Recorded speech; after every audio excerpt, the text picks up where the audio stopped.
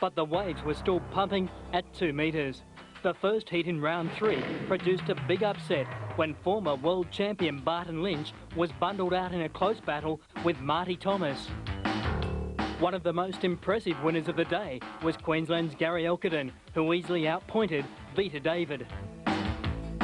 Reigning world champion Martin Potter continues his surge towards the title. He disposed of the veteran Shane Horan in the most one-sided heat of the day. Californian Tom Curren survived a tough battle with fellow countryman Brad Gerlach before advancing to the quarterfinals.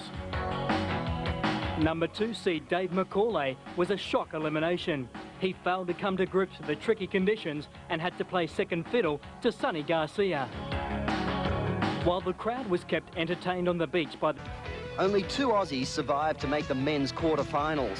Sunshine Coast product Gary Elkerton made short work of the ever-consistent Hawaiian Marty Thomas in the first quarterfinal. California's Richie Collins couldn't stop the rampaging world champion Martin Potter in the second quarter. Quarterfinal number 3 featured the other Australian, Michael Barry, who has marked himself as a hungry big wave specialist recently in the Hawaiian Islands, but didn't turn local knowledge to his advantage over Hawaii's Sonny Garcia.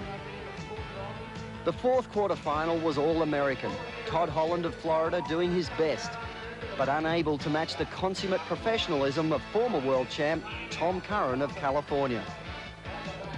The first of the semi-finals pitched Martin Potter against Gary Elkerton in what was to be the closest heat of the Bundaberg Rum Masters. Frustration for Martin Potter and elation for Gary Elkerton, who was off to the best start ever in his professional career.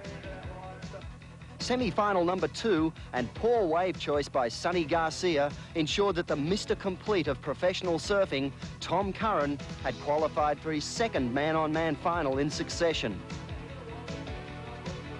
Last month, Curren had beaten Elkerton in the final of the Coldwater Classic, and here they were again in the warm waters of Queensland.